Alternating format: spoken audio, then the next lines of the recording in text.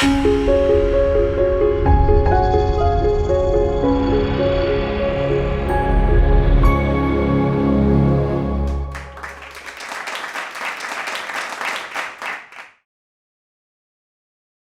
सभी को नमस्कार और सर्वप्रथम आदरणीय का धन्यवाद और सेंटर फॉर इंडिक स्टडीज का हृदय से धन्यवाद कि इस गहन विषय पर जिस पे सभी चर्चा से कहीं ना कहीं बच जाते हैं उस पर आमंत्रित करने के लिए और इस आग्रह को स्वीकार करने के लिए सेंटर फॉर इंडिक स्टडीज का हृदय से धन्यवाद।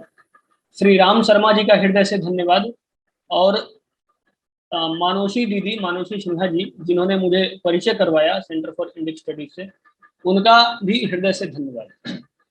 यह जो विषय है, मैं ऐसा तो नहीं कहूंगा मैं एकमात्र हूं जो इस विषय पे मैं अकेला काम कर रहा हूँ। इस विषय पे अनेकों लोग काम कर चुके हैं, कर रहे हैं। आदरणीय श्री राजीव दीक्षित जी काम कर चुके हैं। गोवर्धन मठपुरी पीठ के शंकराचार्य जो कि काफी लंबे समय से इसी विषय पे आग्रह कर रहे हैं। तो मैं तो एक मात्र अगर कहूँ तो उन लोगों का या तो शिष्य कह लें या फिर मतलब अनुयायी कह लें, और उसी नाते उस विचार परंपरा को मैं आगे बढ़ा रहा हूँ। ये जो पूरा विषय है विकास वर्सेस डेवलपमेंट, यह जो पुस्तक है, सर्वप्रथम जब यह पुस्तक लिखना प्रारंभ किया तो कई मित्रों ने कहा कि दोनों तो एक ही शब्द है, विकास और डेवलपमेंट। विकास को ही अंग्रेजी में डेवलपमेंट कहते हैं और डेवलपमेंट को ही हिंदी में विकास कहते हैं, तो दोनों में भेद कैसा? तो बार बार मैंने ये समझाने का प्रयास किया कि विकास और डेवलपमेंट में वही भेद है जो भेद काऊ और गाय में है, जो भेद धर्म और रिलीजियन में है, जो भेद टीचर और शिक्षक में है।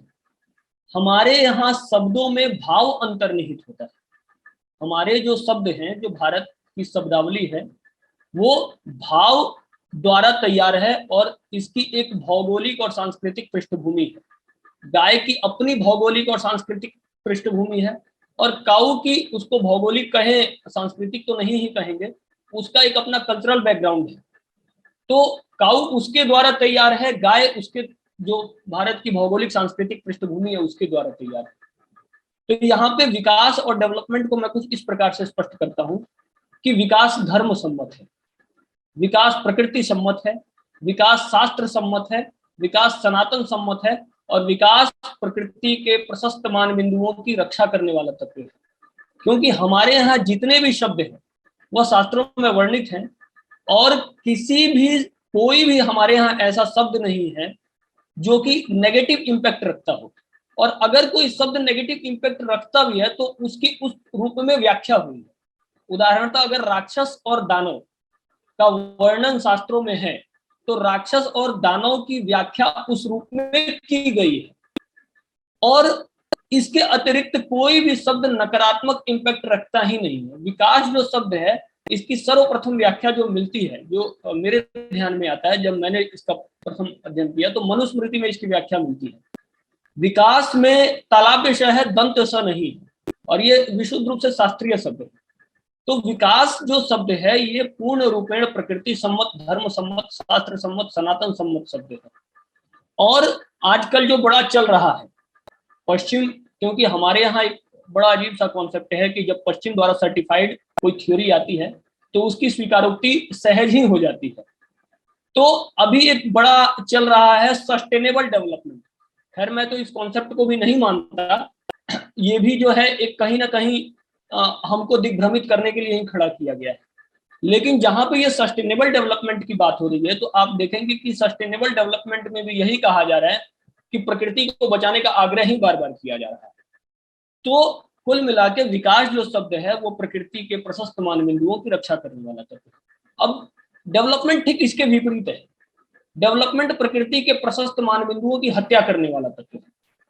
भारत में विनाश की जितनी भी आधारशिला खड़ी है, भारत ही नहीं अपितु पृथ्वी, हम यहाँ भारत नहीं कहेंगे, संपूर्ण पृथ्वी की अगर बात कह लें, वैसे तो पृथ्वी का एक बड़े अंग को भारत ही कहा जाता है, लेकिन फिर भी अगर बृहद स्तर पर देखें तो संपूर्ण पृथ्वी की अगर बात करें तो पृथ्वी में विनाश की जितनी भी आधारशिला रखी गई है वो एक टर्मिनोलॉजी द्वारा रखी गई है, उस टर्मिनोलॉजी का नाम है डेवलपमेंट।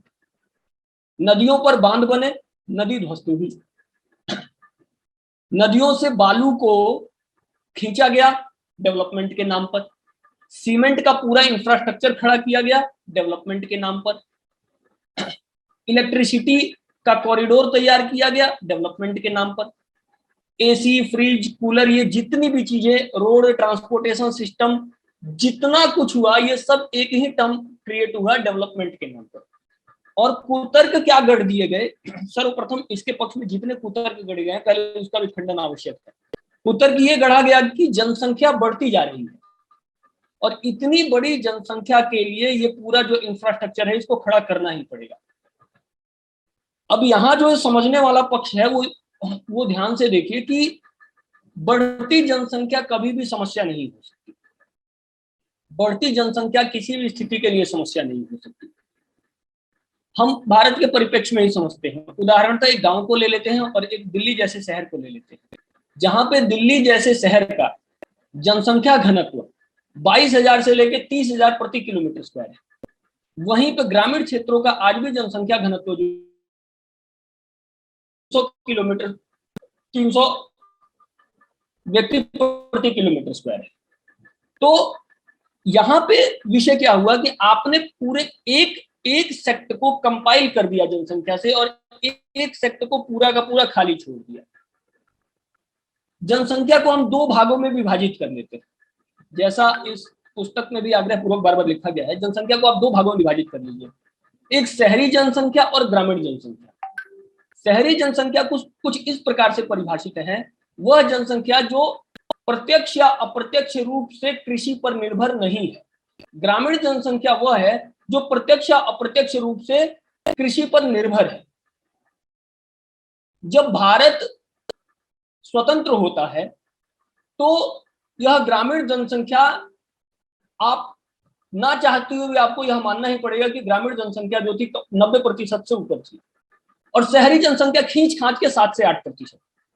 अर्थात वो जनसंख्या जो प्रत्यक्ष या अप्रत्यक्ष रूप से कृषि पर निर्भर नहीं है वो खींच खांच के 7-8% ही है, और जो प्रत्यक्ष या अप्रत्यक्ष रूप से कृषि पर निर्भर है वो 90% है। धीरे धीरे धीरे धीरे डेवलपमेंट के नाम पर हुआ क्या कि कृषि पर जो निर्भर जो जनसंख्या है उसकी आबादी धीरे धीरे कम होती गई और वह आबादी धीरे धीरे बढ़ती जाती है जो कि प्रत्यक्ष या अप्रत्यक्ष रूप से कृषि पर निर्भर नहीं है। इसको उदाहरण स्वरूप ऐसे समझते हैं कि एक BMW में कार्य करने वाला व्यक्ति है, वो किसी भी प्रकार से कृषि पर निर्भर नहीं है और एक विशुद्ध रूप से किसान है। हम मूल स्वरूप में मानते हैं कि वह जो है प्राकृतिक कृषि कर रहा है, तो उसको स्वयं का पेट भी भरना है और उसको उस व्यक्ति का पेट भी भरना है जो किसी BMW की कंपनी में कार्यरत है। तो ये देखिए ये किस प्रकार से दबाव जो है बढ़ता जा रहा है। तो समझ में यहाँ पे क्या आता है कि जनसंख्या समस्या नहीं है अपितु बढ़ती शहरी जनसंख्या समस्या है। जनसंख्या समस्या नहीं अपितु जो बढ़ती शहरी जनसंख्या है वह समस्या है। अर्थात कृषि से पूरे समाज को काट देना यह समस्या। आज भी पूरे विश्व की जनसंख्या इतनी पर्याप्त है कि अगर वो पूर्ण रूपेण कृषि पर निर्भर हो तो पर्याप्त रूप से सबको अन्न प्राप्त होगा। लेकिन यह कुतर्क बार बार गढ़ दिया जाता है, बार बार यह कुतर्क गढ़ दिया जाता है कि जनसंख्या बढ़ती जा रही है, इतनी बड़ी जनसंख्या के लिए यूरिया, DAP, फर्टिलाइजर द्वारा पोषित अन्न को प्राप्त करना ही पड़ेगा। अब जब आप ये कह रहे हैं कि बढ़ती जनसंख्या का पेट भरना है, इसीलिए हम ग्रीन रेवोल्यूशन ला रहे हैं, इसीलिए हम व्हाइट रेवोल्यूशन ला रहे हैं, इसीलिए हम यूरिया ला रहे हैं, इसीलिए DAP ला रहे हैं, इसीलिए फर्टिलाइजर ला रहे हैं, तो संभवतः आपकी भावना यही रही होगी कि लोग मरे ना। आप इसी भावना से ग्रीन रेवोल्यूशन, क्योंकि आपको ऐसा लगता है कि ग्रीन रेवोल्यूशन के आने से पूर्व प्रति 100 व्यक्ति मरने वालों की संख्या ज्यादा होगी और उन भूखमरी से लोग मर रहे हैं, उसको बचाने के लिए हम ग्रीन रेवोल्यूशन ला रहे हैं। परंतु तथ्यों के आधार पर क्या पता चलता है कि ग्रीन रेवोल्यूशन के बाद प्रति 100 व्यक्ति मरने वालों की संख्या बढ़ जाती है, क्योंकि हॉस्पिटल का पूरा इंफ्रास्ट्रक्चर आफ्टर ग्रीन रेवोल्यूशन खड़ा होता है। कैंसर, हार्ट अटैक, डायबिटीज, ये जो पूरा का पूरा स्ट्रक्चर है ये तो ग्रीन रेवोल्यूशन के बाद खड़ा हो रहा है। दूध के नाम पे जहर अर्थात मिल्क, उसकी उत्पत्ति तो व्हाइट रेवोल्यूशन के बाद होती है और उस मिल्क द्वारा लाखों व्याधियां तो ग्रीन व्हाइट रेवोल्यूशन के बाद उत्पन्न होती हैं। तो ये एक बड़ा कुतर्क गढ़ दिया जा रहा है कि सबसे पहले इस कुतर्क को समझना पड़ेगा कि जनसंख्या बढ़ती जा रही है और इतनी बढ़ती जनसंख्या का पेट भरना आवश्यक है। तो ये विशुद्ध रूप से कुतर्क है।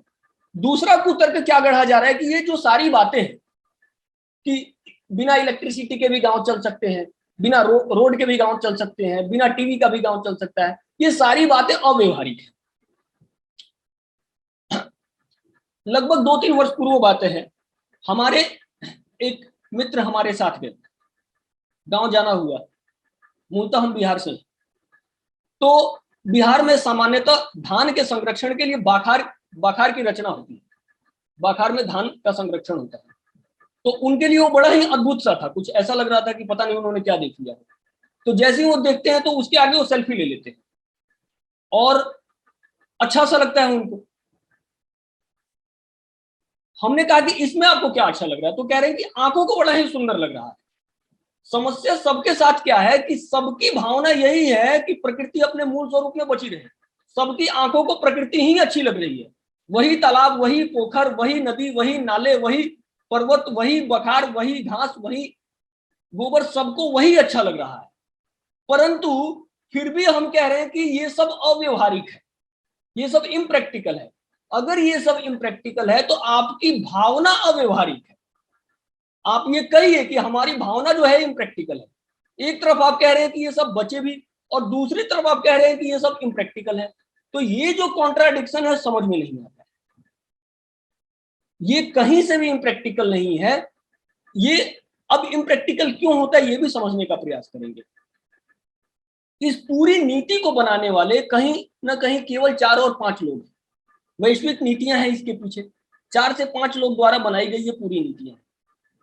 ग्रामीण क्षेत्रों में चूल्हे पे खाना बनेगा या गैस सिलेंडर पे खाना बनेगा, ये समाज नहीं अपितु वैश्विक नीतियां तय कर रही हैं। कहीं से भी ये समाज तय नहीं कर रहा है कि गैस सिलेंडर पे खाना बनेगा या चूल्हे पे खाना बनेगा, ये वैश्विक नीतियां तय कर रही है। 4 से 5 लोग तय कर रहे हैं और उन 4 से 5 लोगों को डिफेंड करने के चक्कर में आप 100 करोड़ लोगों को ब्लेम कर दे रहे हैं, क्योंकि 100 करोड़ लोग जो है ये संगठित नहीं है। इनको ब्लेम करना बड़ा ही सरल है।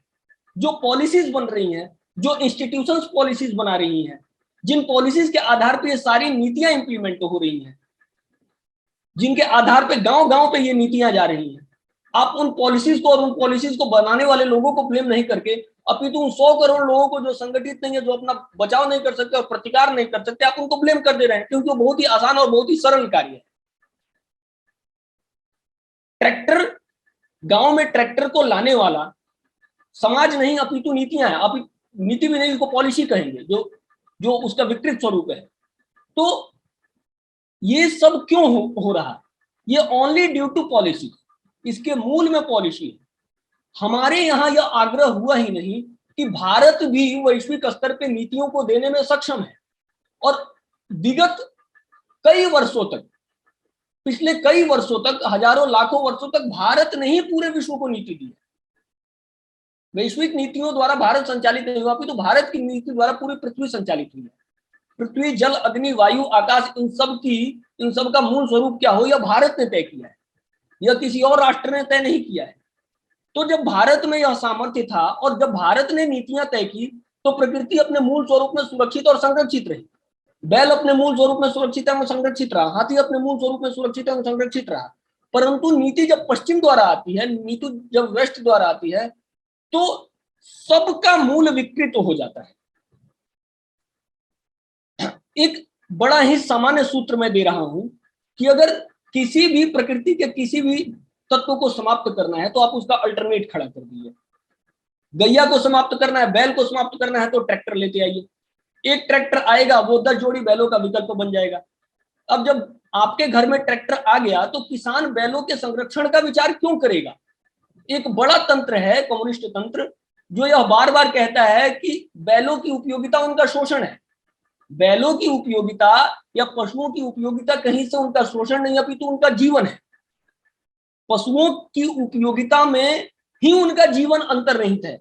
प्रकृति के जो तत्व हैं उनकी उपयोगिता में ही उनका जीवन अंतर्निहित है। बांस का उपयोग होगा तभी बांस संरक्षित रहेगा। अब बांस के अल्टरनेट में प्लास्टिक लेते आएंगे तो बांस का जो है वो मूल धीरे धीरे धीरे धीरे धीरे कोई क्यों विचार करेगा कि हम बांस का उपयोग क्यों करें, बैल का उपयोग क्यों करें, या प्रकृति के जो भी तत्व हैं हम उसका उपयोग क्यों करें। जब उसका अल्टरनेट खड़ा हो जाता है तो ये सामान्य एक राक्षसीय सूत्र है ये, कि अगर आपको प्रकृति के तत्वों को समाप्त करना है तो उसके उसके अल्टरनेट में आप कुछ खड़ा कर दीजिए। और यही हुआ, उस आप मस्तिष्क के अल्टरनेट में कंप्यूटर खड़ा कर देते हैं, आप बैल के अल्टरनेट में ट्रैक्टर खड़ा कर देते हैं। तो ये सब जो है ये स्ट्रेटेजिकली हुआ है, थ्रू प्लानिंग हुआ है। इन सारे विषयों को समझना पड़ेगा। इसी पुस्तक में एक इंडेक्स है बालू खनन। अब बालू खनन को ही आप समझने का प्रयास कीजिए। भारत में स्वतंत्रता के पश्चात लाखों छोटी नदियां, बड़ी नदियों पे तो इतना काम हो रहा है, गंगा के संरक्षण पे विचार हो रहा है, यमुना के संरक्षण पे विचार हो रहा है, नर्मदा के संरक्षण पे विचार हो रहा है, परंतु गंगा नर्मदा यमुना का जितना महत्व है उससे कहीं कम अधिक महत्व नहीं है हमारे यहाँ छोटी नदियों का। हमारे यहाँ छोटी नदियों को भी उसी प्रकार से पूजा जाता है जिस प्रकार से बड़ी नदियों की पूजा होती है। बिहार में स्याही नदी हो या फल्गु नदी हो, इन नदियों की भी पूजा उसी प्रकार से होती है जिस प्रकार से गंगा की पूजा होती है। या आप तमिलनाडु में वैगई की जैसे पूजा होती है वैसे ही वहां पे कावेरी की पूजा होती है। एक बालू खनन की वजह से लाखों छोटी नदियां विलुप्त हो जाती है, क्योंकि बालू वो तत्व है जो छोटी नदियों को संरक्षित और सुरक्षित करने का कार्य करता है। जब बालू ही नहीं रहेगा, जब नदियों में बालू ही नहीं रहेगा तो उस जल को नियंत्रित करने का कार्य कौन करेगा। एक बार जैसे ही आप बालू को उसमें से खींच लेंगे तो स्वाभाविक सी बात है कि वो जल जो है अनियंत्रित हो जाएगा और लाखों प्रकार की आपदाएं आएंगी। और उस बालू खनन के पक्ष में आप उतर के क्या कर रहे हैं, तो आधुनिक घरों की संरचना में यह सबसे आवश्यक तत्व है। अब आप ये समझिए कि आपके यहाँ घरों को बनाने के लिए भी चूना, खरपतवार, मिट्टी, मूंज और कई प्रकार के हजारों प्रकार के तत्व सुलभ थे। तो ये जो तर्क गढ़ा जा रहा है कि बालू वो एसेंशियल एलिमेंट है जिससे घरों की संरचना होगी, ये विशुद्ध रूप से कुतर्क है। मूल रूप में अगर हम विचार करें तो नीतियां दोषकारी हैं और केवल नीतियों की वजह से ये सब कुछ हो रहा है। आप समझिए, ग्राम पंचायत को नगर पंचायत बना देना, नगर पंचायत को नगर परिषद बना देना और नगर परिषद को नगर पालिका बना देना ही डेवलपमेंट का आधार है। तर्क क्या कर दिया जाता है कि जी डेवलपमेंट हो रहा है, अब आपको सारी सुख सुविधाएं मिलेंगी। और वो सारी सुख सुविधाएं कहां से, तो हमारे ही द्वारा, हमारे ही जेब से टैक्स कलेक्ट करके, शुद्ध जल के नाम पे टैक्स, शुद्ध वायु के नाम पे टैक्स, शुद्ध भोजन के नाम पे टैक्स। मतलब जो हमारे एसेंशियल एलिमेंट्स हैं, जो फंडामेंटल एलिमेंट्स हैं, इसके लिए भी हम मार्केट के अधीन हो चुके हैं। मतलब पूरी तरीके से ये जो व्यवस्था है मार्केट सेंट्रिक व्यवस्था है, बाजार केंद्रित व्यवस्था उत्पन्न कर दी गई है। और आप हो क्या रहा है कि अर्थनीति के नाम पे इकोनॉमिकल पॉलिसी इस प्रकार से तैयार हो रही है कि आप जितनी बाजार केंद्रित व्यवस्था, मतलब समाज को आप जितना बाजार केंद्रित करेंगे आपको उतना बड़ा अर्थनीतिज्ञ माना जाएगा और आपको उतना बड़ा इकोनॉमिकल स्पेशलिस्ट माना जाएगा। आप समाज को बाजार के अधीन कर दीजिए, मार्केट के कैप्चर में उसको कर दीजिए आप, और जो समाज को मार्केट से मुक्त करने की बात कर रहा है तो वो तो पीछे ले जाने की बात कर रहा है। नोबेल पुरस्कार भी अर्थशास्त्र में, इकोनॉमिक्स में उन्हीं लोगों को मिलता है जो बाजार के अधीन करने की बात करते हैं। मतलब परचेजिंग कैपेसिटी को जो मैक्सिमाइज करने की बात करता है उसी को सारे पुरस्कार मिलते हैं। और जो कहता है कि हमारे यहाँ तो परचेज करने की जरूरत ही नहीं है, लेकिन पूरी पॉलिसी इस प्रकार से तैयार हो रही है जहां पे ये बातें कही जा रही हैं कि how to maximise purchasing capacity, किस प्रकार से परचेजिंग कैपेसिटी को बढ़ाया जाए, अधिक से अधिक किया जाए और किस प्रकार से व्यक्ति को बाजार के अधीन कर दिया जाए। जबकि हमारे यहाँ तो ये है, एक गांव को अगर आप समझने का प्रयास करेंगे तो उस गांव में आपके दैनिक जीवन की जितनी वस्तुएं हैं वो सब सहज रूप से सुलभ है। भाई भोजन, वस्त्र, आवास। भोजन आप कहां से प्राप्त करेंगे? कृषि से। कृषि के मूल में गैया है, गैया के मूल में सांड है, बैल है, और ये कहीं भी आपको मार्केट से परचेज करने की तो इसमें कुछ आवश्यकता ही नहीं है। तो भोजन आपको मार्केट से परचेज नहीं करना। वस्त्र भी कृषि केंद्रित है। अभी जो है रेडीमेड वस्त्रों का, आज के समय में भी अगर जो वस्त्र प्राप्त हो रहे हैं वो भी कहीं ना कहीं कृषि और भूमि द्वारा उत्पन्न ही हो रहा है। तो भोजन, वस्त्र, आवास, आवास की भी जो हमारे यहाँ परिकल्पना थी वो वही थी, वो विशुद्ध रूप से प्रकृति द्वारा आवास सुलभ था। लेकिन अभी क्या हो गया, भोजन के लिए भी आप मार्केट पे निर्भर हैं, वस्त्र के लिए भी आप मार्केट पे निर्भर हैं, आवास के लिए भी आप मार्केट पे निर्भर हैं, और इसी को गुड इकोनॉमिक्स माना जा रहा है। तो सर्वप्रथम तो हमको एक जो सुदृढ़ अर्थनीति है, जिसकी बात इस पुस्तक में भी कही गई है, सुदृढ़ अर्थनीति की बात जो बार बार कही जा रही है, वो यही है जहां पे आपको परचेज करने की कुछ जरूरत ही ना पड़े। आज भी झारखंड, अरुणाचल, आसाम के कई गांव हैं जहां के लोगों को बहुत अधिक परचेजिंग कैपेसिटी और परचेज करने की आवश्यकता ही नहीं। तो उसको आप बेस नहीं बना रहे हैं, आप बेस किसको बना रहे हैं, तो बेस बना रहे हैं आप पूरे उस मॉडल को जहां पे व्यक्ति पूरी तरीके से मार्केट के अधीन है। आप दिल्ली और मुंबई जैसे शहरों में रह के देख लीजिए, आपको पता चल जाएगा कि आप अपनी ऐसी कोई वस्तु नहीं है जिसके लिए आप मार्केट पे अधीन नहीं है।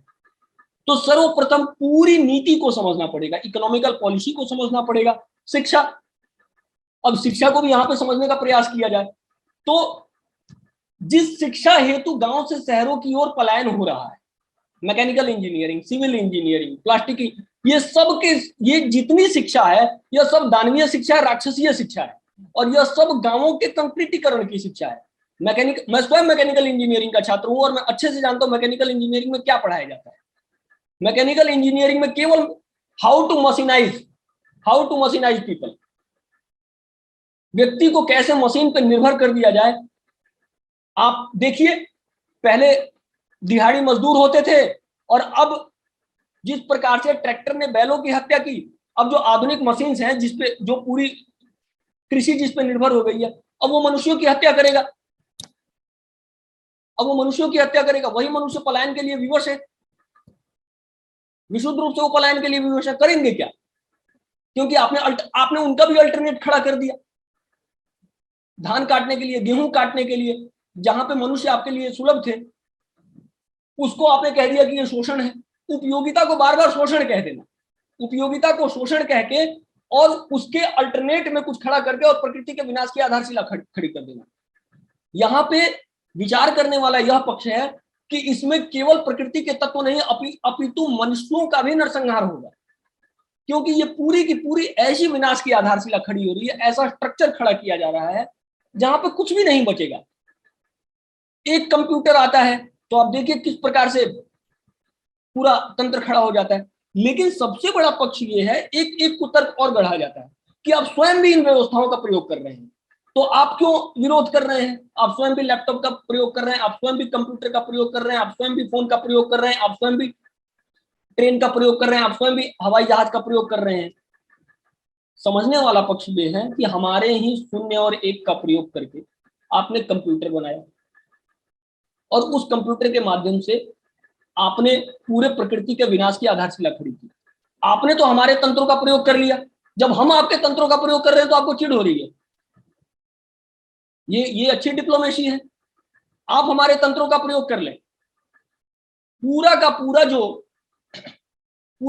जो तंत्र खड़ा हुआ, पूरा का पूरा जो दानवीय तंत्र खड़ा हुआ है, डेवलपमेंटल जो मॉड्यूल है, वो कहीं ना कहीं हमारे ही वेदों का, शास्त्रों का प्रयोग करके, क्योंकि आपको यह मानना ही पड़ेगा कि बाइनरी सिस्टम के मूल में शून्य और एक है, और शून्य और एक का कोई श्रेय जो है सनातन के अतिरिक्त ले ही नहीं सकता।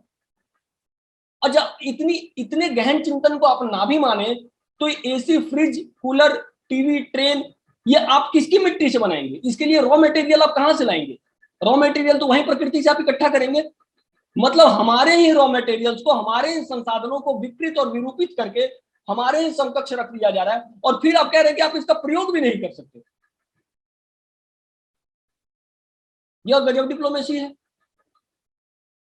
आपने हमारे पूरे तत्वों को विकृत और विरूपित कर दिया, और जब हम प्रयोग कर रहे हैं तो आप कह रहे हैं कि आप इसका प्रयोग भी नहीं कर सकते।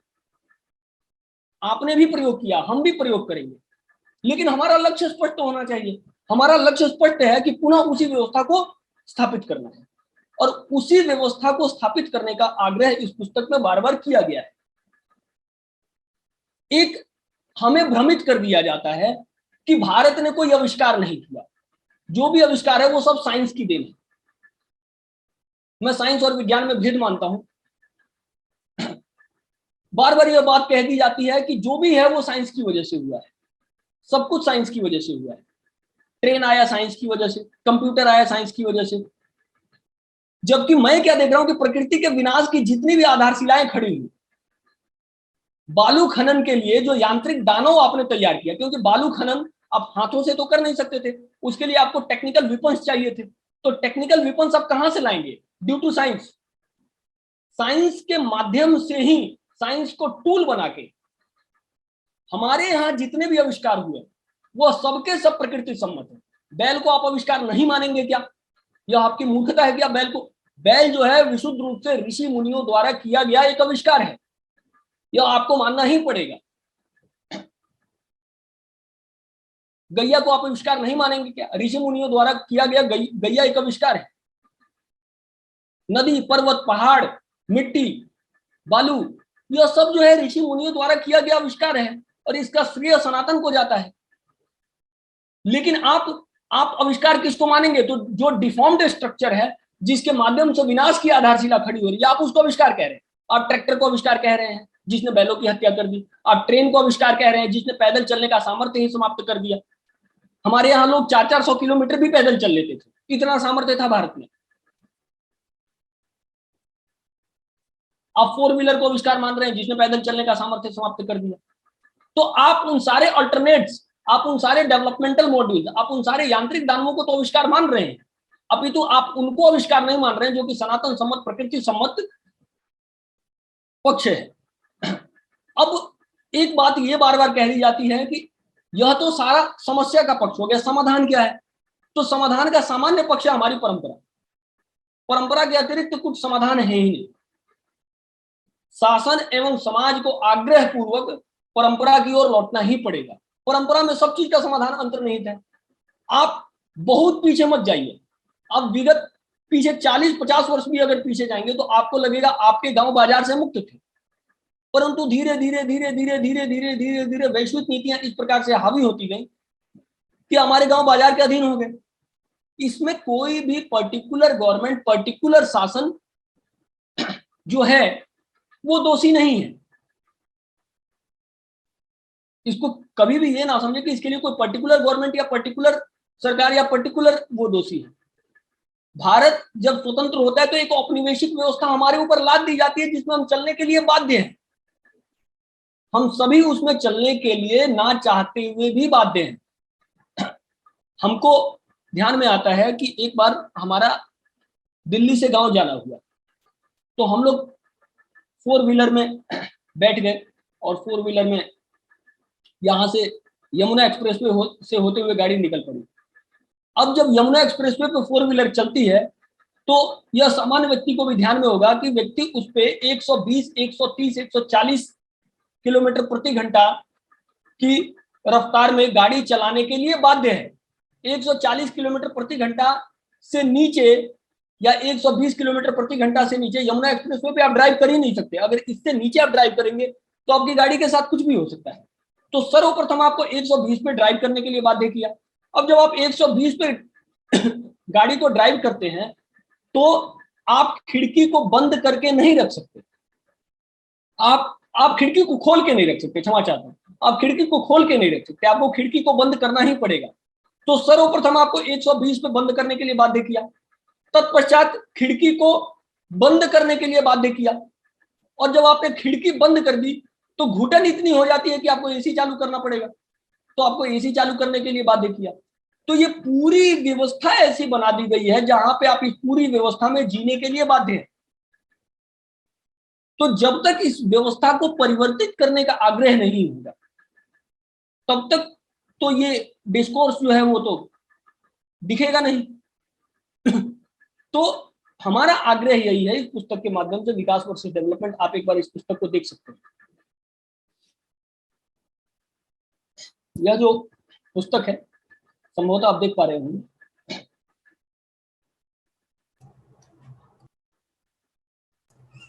और यह अंग्रेजी में भी अनुवादित हो चुकी है, विकास वर्सेस डेवलपमेंट, और यह तमिल में भी अनुवादित हो चुकी है। कई भाषाओं में इसके अनुवादन का कार्य चल रहा है, क्योंकि हमारा ऐसा विचार है कि भारत के प्रत्येक गांव में, भारत के जो लगभग 7 लाख गांव हैं, प्रत्येक गांव में इस पुस्तक की 2 प्रतियों को पहुंचाना और इस विचार को लेके एक जनसमूह इकट्ठा हो और इस विचार को समझे कि इस विचार की प्रासंगिकता क्या है। इस विचार की प्रासंगिकता आज भी है, कल भी है, परसों भी रहेगी और आने वाले हजारों वर्षों तक इस विचार की प्रासंगिकता रहेगी, क्योंकि यह जो विचार है, यह विचार विशुद्ध रूप से ऋषि मुनियों द्वारा दिया गया विचार है और यह विचार शाश्वत है और यह विचार कभी भी खत्म नहीं होगा। दूसरा, इसमें एक जो पक्ष है शहरीकरण अर्थात लूट, इस पुस्तक में यह स्पष्ट रूप से लिखा गया कि शहरीकरण का अर्थ ही लूट है। शहरीकरण का अर्थ ही लूट है, या आप इसको दूसरे शब्दों में कहें तो लूट के लिए शहरीकरण या शहरीकरण अर्थात लूट। नगर पंचायत को आप, ग्राम पंचायत को आप नगर पंचायत बनाएंगे तो टैक्स के माध्यम से लूट।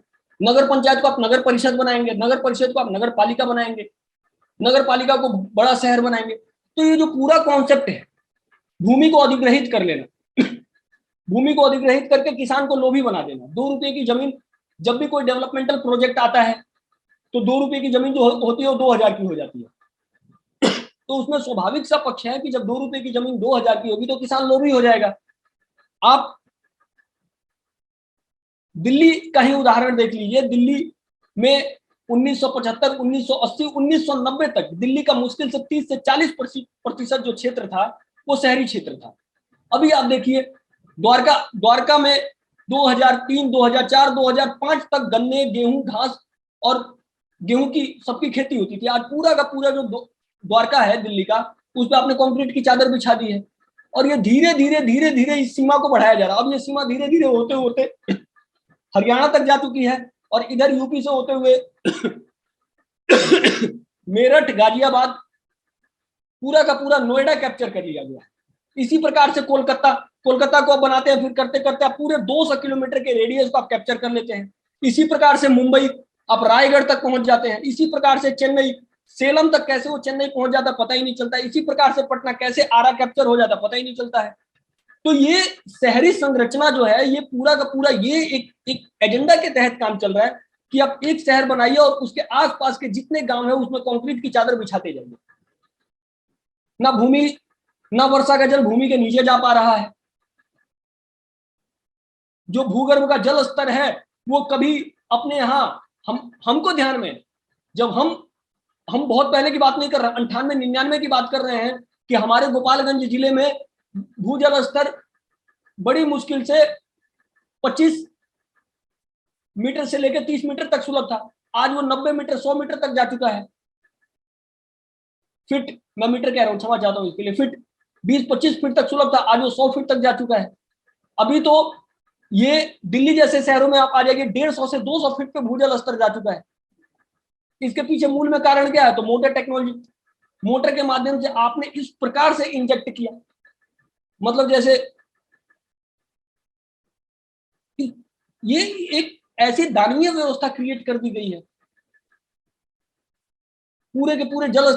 उसके बाद वही समाज जो है जिसको जल सुलभ था, अब वो जल के लिए बाजार पर निर्भर है।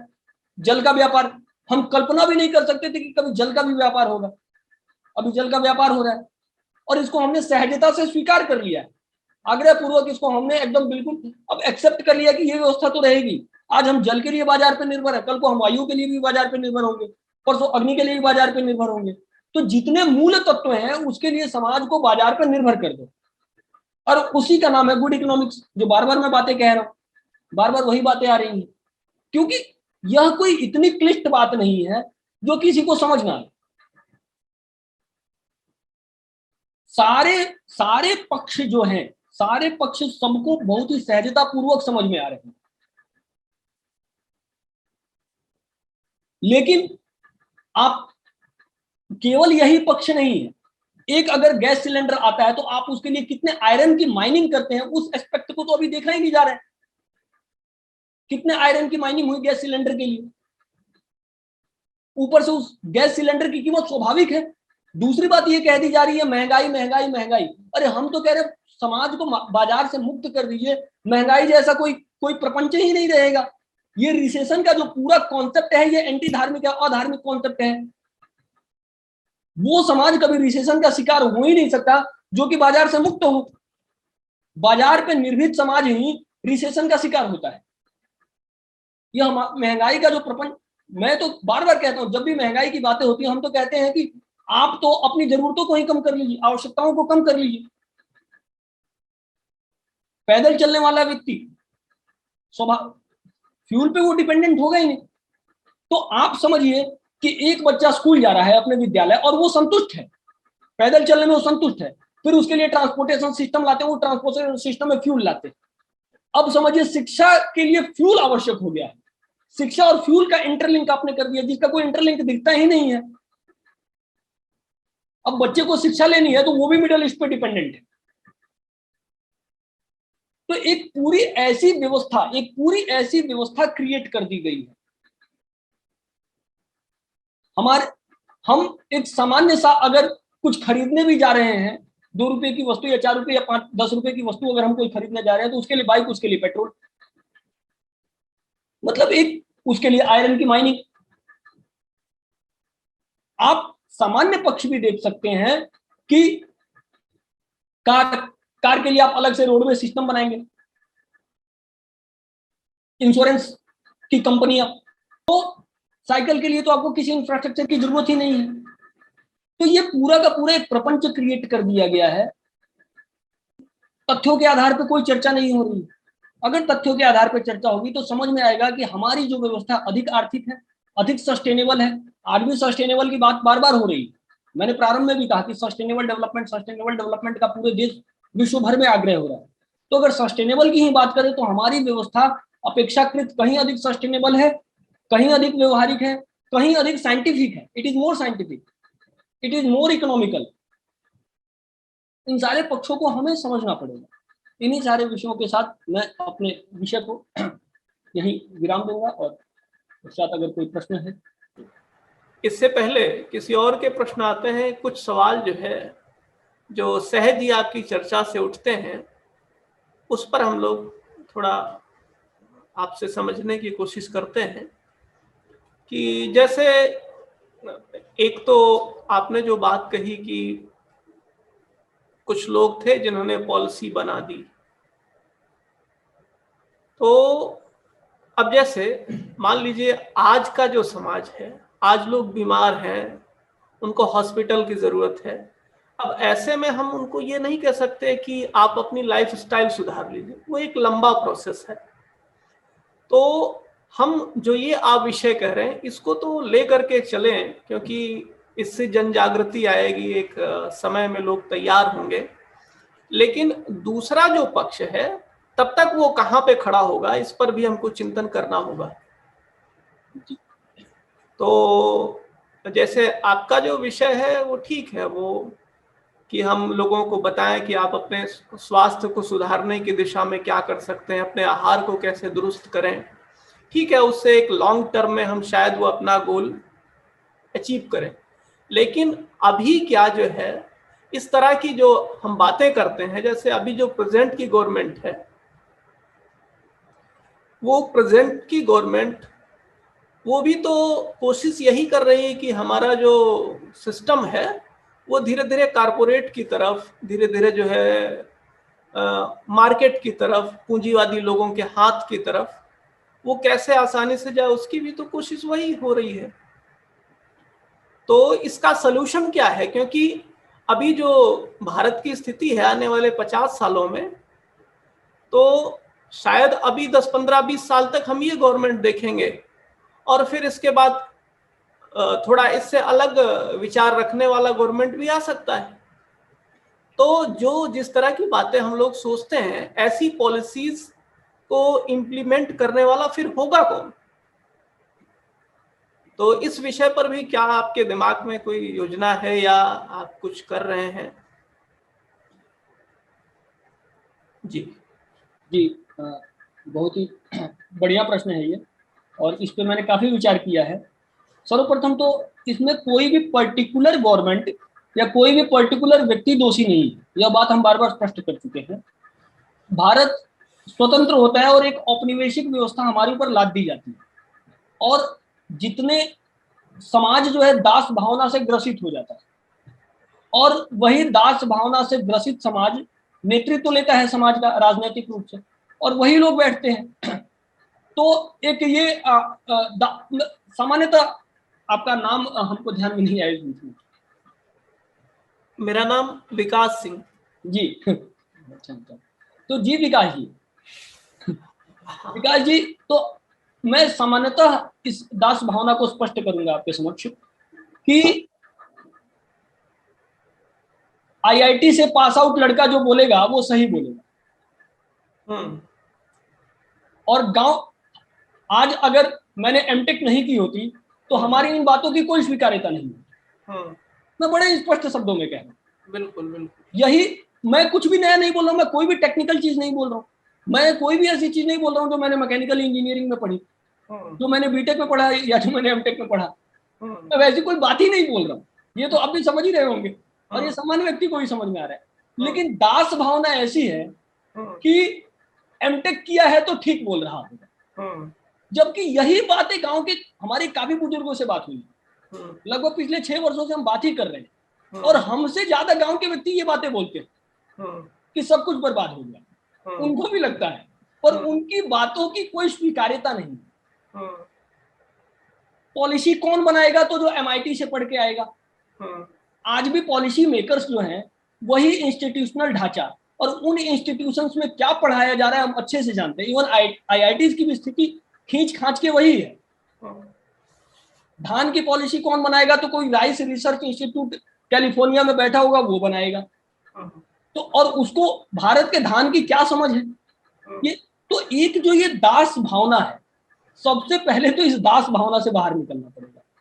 और दूसरा ये जो विषय है कि मैं क्या प्रयास कर रहा हूं, या जैसे आपने कहा, तो हमारा प्रयास यही है कि ये एक संगठनात्मक रूप से यह विषय जो है समाज के मध्य जाए, जिसके लिए हमने ग्राम उदय फाउंडेशन इस संगठन, क्योंकि कोई भी विचार थ्रू इंस्टीट्यूशन एस्टेब्लिश होता है। हमारे यहाँ ये प्रारंभ से ही रहा है, व्यक्ति विचार को स्थापित नहीं करता है, अपितु संस्थाएं स्थापित करती हैं। कई सारी संस्थाएं कार्यरत भी हैं, उसी नाते हमने भी एक संस्था का गठन किया है, ग्राम उदय फाउंडेशन, और उस नाते हम संगठन का विस्तार कर रहे हैं। बिहार हो, असम हो, यूपी हो, हर जगह हमारे लोग हैं और इसी विचार पे कार्य कर रहे हैं, इस विचार को लोगों के मध्य ले जाना। और हम लोग कोई, आजकल चल रहा है आंदोलनजीवी, हम लोग कोई आंदोलनजीवी नहीं है, हम लोग आग्रह कर रहे हैं, आग्रह ही नहीं अपितु विनम्र आग्रह कर रहे हैं कि भैया समझ जाओ। अभी ये उत्तर प्रदेश में किन किन जगहों पे आप काम कर रहे हैं? उत्तर प्रदेश में हमारे प्रभारी हैं संतोष मिश्रा जी, जो संपूर्ण उत्तर प्रदेश के हैं। जौनपुर में अपना कार्य है, गोरखपुर में अपना कुछ कार्य है, और इधर नोएडा, मेरठ और जो पश्चिमी उत्तर प्रदेश है इधर भी कुछ कार्य है, बिजनौर के आसपास भी कुछ कार्य है। लखनऊ में 2-3 लोग हैं, बाराबंकी के आसपास 1-2 लोग हैं, ऐसा अपना चल रहा है। अच्छा, मतलब ये संगठन भी आपका वर्क कर रहा है ऐसी जगहों पे? जी जी, बिल्कुल बिल्कुल बिल्कुल। 2-3 लोग संगठन के जिला प्रभारी के नाते या फिर तहसील प्रभारी के नाते अपॉइंटेड हैं संगठन। अच्छा। और उनका मुख्य उद्देश्य यही रहता है इस विचार का विस्तार कैसे हो, उस नाते वो काम कर रहे हैं। गांव से जुड़े हुए लड़के हैं, सामान्य लड़के हैं, और इस विचार को धीरे धीरे हम लोग विस्तार देने का काम कर रहे हैं। बिल्कुल बिल्कुल। तो बहुत ही जैसा आपने कहा कि सरकार क्या कर रही है, तो सरकार में बैठे हुए, सरकार ही नहीं पक्ष विपक्ष बैठे हुए कई लोगों से मेरी बातचीत हुई है। मैं किसी का नाम नहीं लूंगा, केंद्रीय मंत्री तक से मेरी बातचीत हुई है इन विषयों पे। केंद्रीय मंत्री को मैंने यह पुस्तक भी भेंट की है, संभवतः मैं स्लाइड पे दिखा नहीं पाया, तो वो उसकी न्यूज कटिंग भी है, जिसमें दो केंद्रीय मंत्रियों को एक पुस्तक भेंट की गई है। तो सभी को अच्छा लग रहा है, सभी को अच्छा लग रहा है, सभी यही चाहते हैं कि ये हो जाए। सबकी भावना यही है कि संभवतः आप समझ पाए होंगे। नहीं, बिल्कुल बिल्कुल बिल्कुल। सबकी भावना यही है कि ये बचे, कुछ नष्ट ना हो। लेकिन जब बात नीतियों की आती है तो कहीं ना कहीं वो आत्मविश्वास का एक अभाव दिखता है, और एक जो इच्छा शक्ति का अभाव वो दिखता है। ऐसा नहीं है कि ये कोई बहुत ही कठिन और बहुत ही क्लिष्ट काम है। धीरे धीरे एक सेतु बना के, जैसे कि मैंने कहा कि 5 किलोमीटर के दायरे में आप साइकिल को ला सकते हैं, तो साइकिल सेतु का काम कर सकता है। आप सीधा बैल पे मत जाइए, हम नहीं कह रहे हैं सीधा, लेकिन सेतु तो हमारे यहाँ बन सकता है ना। कार से सीधा बैल पे नहीं होके, कार से पहले आप साइकिल पे आइए, साइकिल से देन बैल पे जाइए। तो ये सेतु का काम भी, जैसे आपने कहा, क्या हो सकता है, मैं भी नहीं कह रहा हूं कि सीधा एलोपैथी का विरोध कर दिया जाए और उसके भी ड्रास्टिक दुष्परिणाम होंगे, मैं उसका पक्षधर भी नहीं हूं, लेकिन एक सेतु का काम तो किया ही जा सकता है। और मुझे नहीं लग रहा है कार से साइकिल में जाने में कोई क्षति होगी, समाज को कहीं ना कहीं लाभ ही होगा। 5 किलोमीटर के दायरे में साइकिल का सहजता पूर्वक प्रयोग हो सकता है। बिल्कुल बिल्कुल। गति भी उसकी अधिक होगी, ट्रैफिक का भी झंझट नहीं है। साइकिल की जो जी जी जी एक और जैसे ऑप्शंस, चूंकि ये जो सस्टेनेबल मॉडल है जी तो बाजार भी इस मॉडल को धीरे धीरे अपना रहा है। जी जी जी जैसे आप देख रहे होंगे कि वो धीरे धीरे इलेक्ट्रिक व्हीकल की तरफ जा रहा है, प्रमोट हो रहा है, और लोगों की जो रुचियां हैं वो रुचियां जो है, जाहिर सी बात है कि उस तरफ एक बार जो है केंद्रित होती हैं। जैसे ये सब चीजें, कोई नई चीज बाजार में आती है तो लोग उस तरफ भागते हैं। निश्चित ही। तो कहने का मतलब ये है कि ये एक आंदोलन बने, लोगों तक ये बात पहुंचे, और जैसा आप वर्क कर रहे हैं, ये आप इस कार्य में आगे सफल हों, ये शुभकामना है हमारी। और आपने अभी जो है श्री राजीव दीक्षित का नाम लिया, तो बड़ा ही मतलब एक अच्छा है कि आपने जो है उनसे भी कुछ प्रेरणा ली है। जी जी, क्योंकि उनका समय से पहले जाना एक अपूरणीय क्षति मैं समझता हूँ समाज के लिए है। तो आपका जो व्याख्यान था, वो व्याख्यान मुझे लगता है कि लोगों के लिए संतोषजनक रहा, और आपने विषय को बड़े ही स्पष्टता के साथ यहाँ पर रखा। और आपका बहुत बहुत आभार कि आप हमारे इस आभासी प्लेटफॉर्म पर आपने समय दिया। बहुत बहुत धन्यवाद।